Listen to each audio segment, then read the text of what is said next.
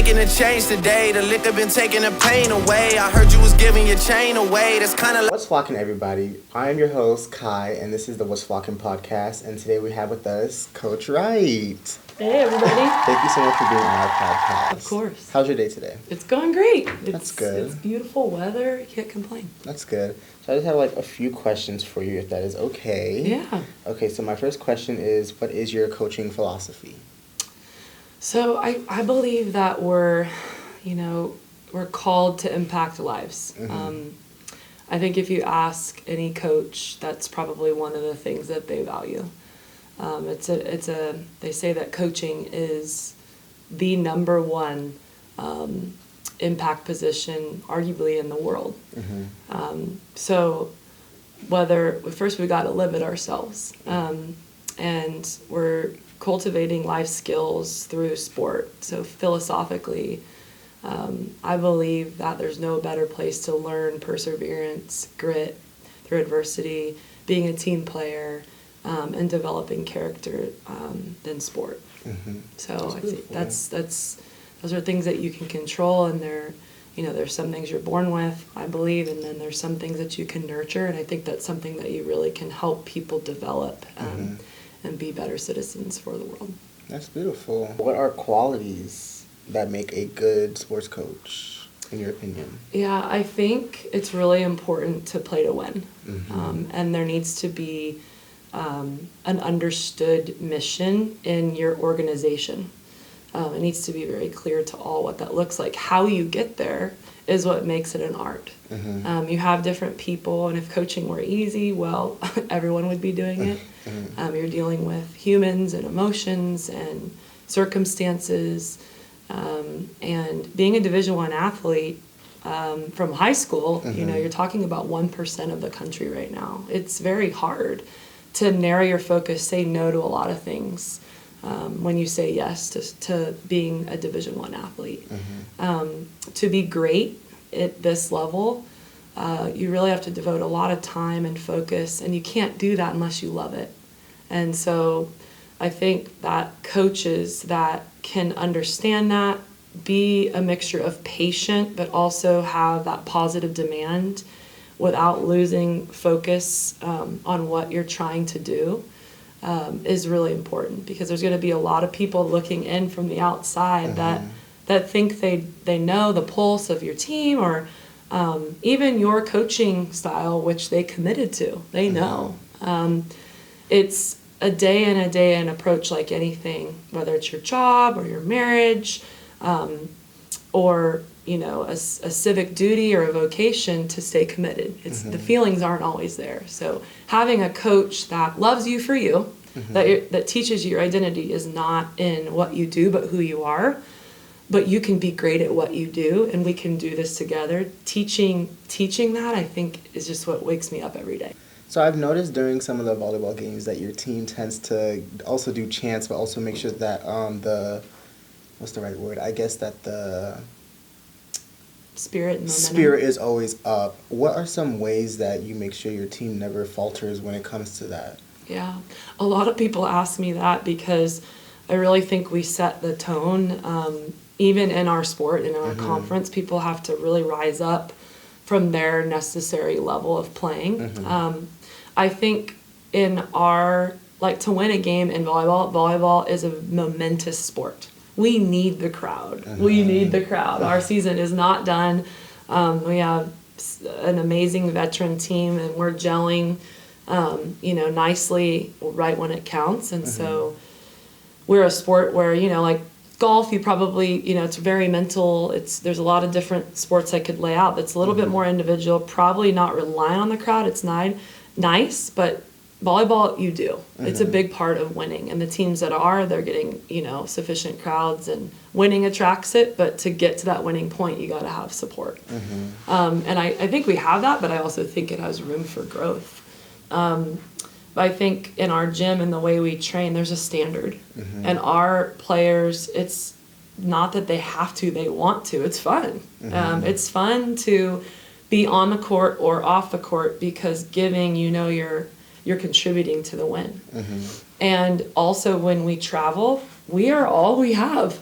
right? And so if we heckle each other, we do a lot of simulations so that when we get to gyms, we try to prepare the best way possible so nothing gets in our way of just staying focused.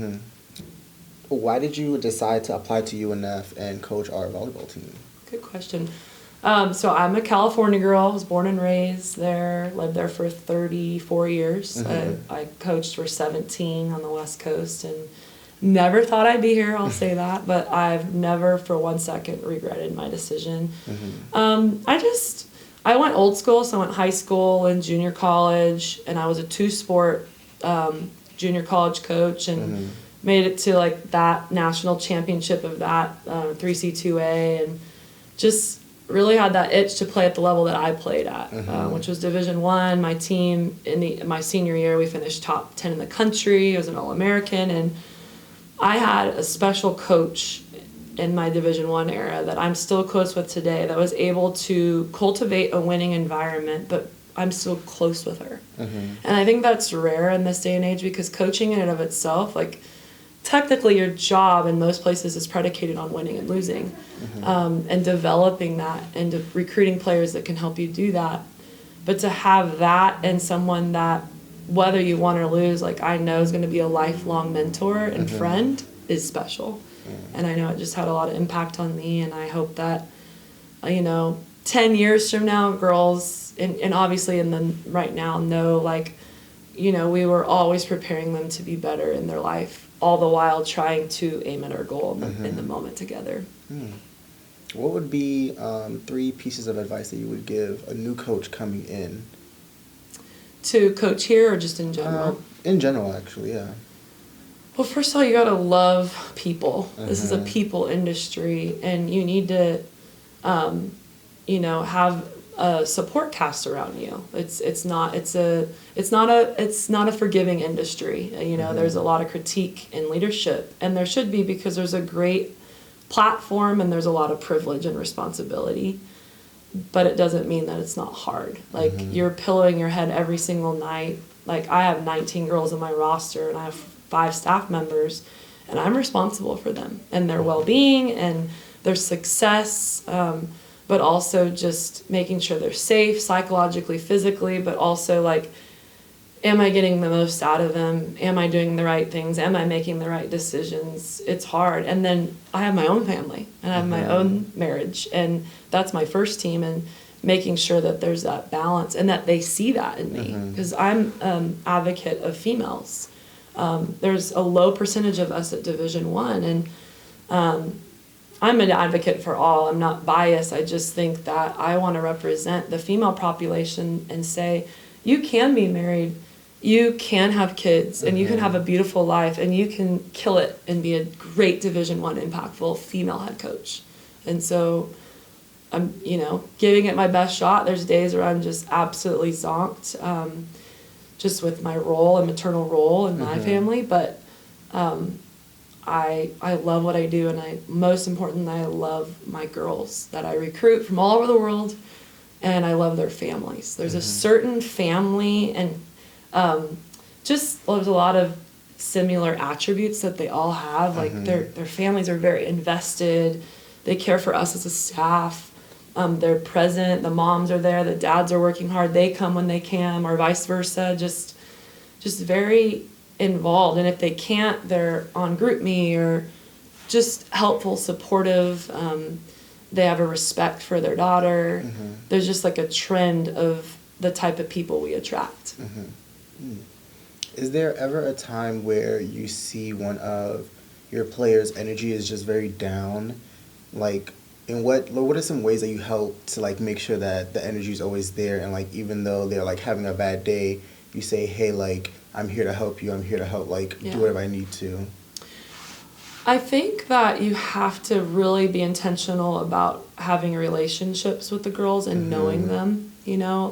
The court is not the only place. In fact, it's 10% of where you see them. You're on the road together, like checking in, formal, but mostly informal. And I think just discernment and intuition of just knowing the person. Like there's girls that have been in my program for 2 and 3 years, and I can tell when they walk in the door like something's up just by the look on their face. And we all put on our masks every single day to do our very best, you know, but some days more than others, you just need a hug or just let, you know, that person needs to know, like, I see you, are you okay? We do what's called Be Real. We try to make the most transparent environment where if you come into our gym, we are getting after it. There is a standard, but we're also real and having an awareness. And I think we have good leadership, but it's also developed. Like, I spend a lot of time weekly with what I call a leadership council. And I think that's really cultivated a really positive culture where people can be who they are. And we have all different people from all, you know, whether it be race, ethnicity, religion, it doesn't matter. But our commonality is what we focus on, and just embracing each other with love and respect. I think that words are important. And also, if you blow it, own it as a coach, because we're human too, and people need to see that.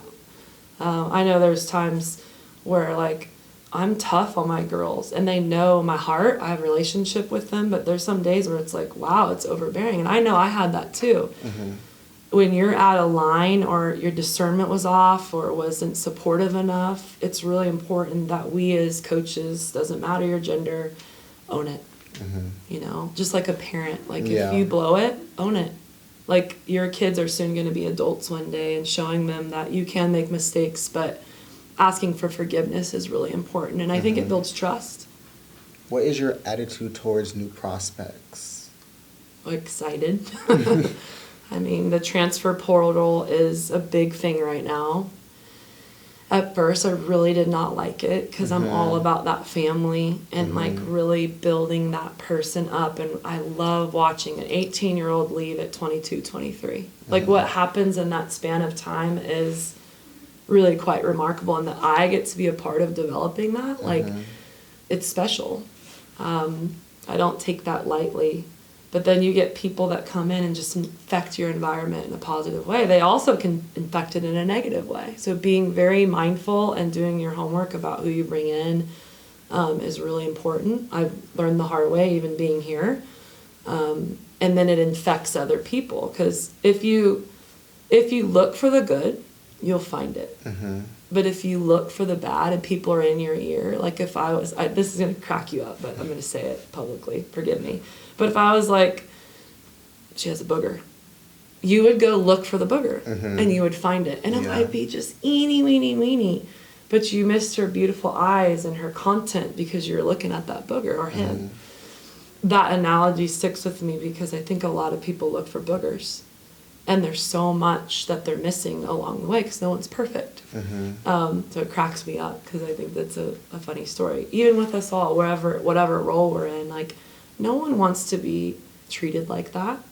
And yet we want to know if there's a booger there, but that can't be the focal point. So I think you want to get people in your program that have the right cultural values that you have. So that's why it's really important to know who you are, know what your values are, and be very honest and open up front about how it's going to be. Because if they come there and it's like, whoa, this is not what you said or how you said it, or you weren't as real, and you can't control how they perceive it or how excited, like, you have to be as real as possible.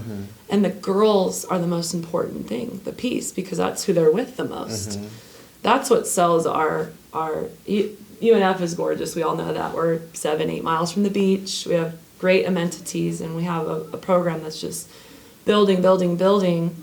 And I was at beach, and now I'm this is coming on my 3rd year where I'm not having to do both. So I get to dig in and really figure out, okay, how do we get to that next level? The people are what matter. Obviously, resources, that's really important, especially with what's happening. But the development to that new person is really important to me. And having older people, okay, I was just there. Okay, I can help her. And developing that and giving them a piece to that leadership is what makes a culture. It's not me, it's we. And really empowering my girls and my staff to do it together. Well, thank you so much.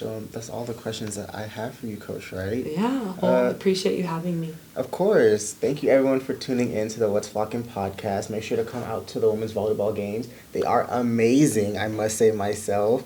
Thank you so much, Coach Wright. It was You're an welcome. honor. Thank you so much. Bye. Yeah. I'm making a change today. The liquor been taking the pain away. I heard you was giving your chain away. That's kinda